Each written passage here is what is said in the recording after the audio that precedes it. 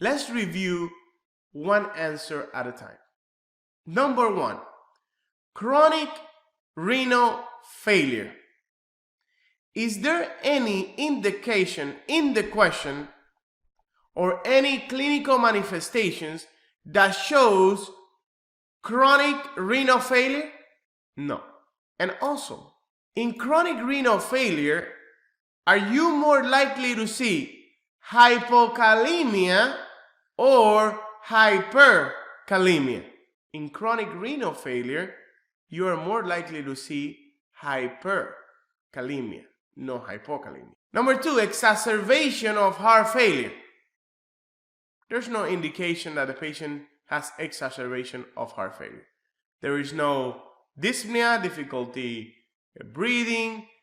They're not talking about fluid retention. So there's no indication or exacerbation of heart failure. So we eliminate answer number 2. Answer number 3 and number 4. Digoxin toxicity. Do you know the clinical manifestations in a patient with digoxin toxicity? Let me tell you, vomiting is one of the indicators of digoxin toxicity. A patient that is in hypokalemia have higher risk of developing digoxin toxicity. Remember, there's a reverse correlationship in between potassium and digoxin. If the potassium is very low, the patient could develop digoxin toxicity.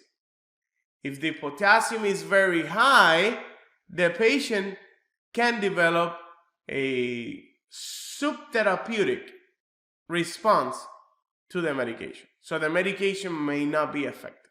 So for now, digoxin toxicity seems to be an accurate answer. Let's think about answer number 4, metabolic acidosis.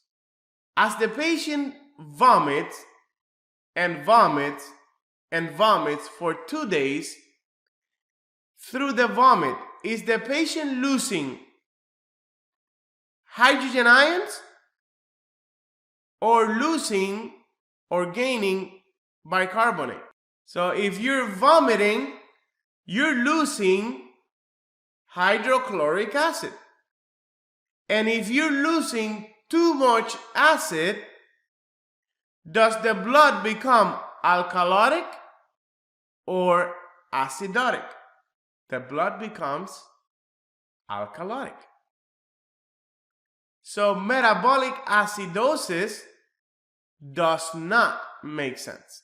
So answer number 4 we can eliminate, and the correct answer is answer number 3, digoxin toxicity.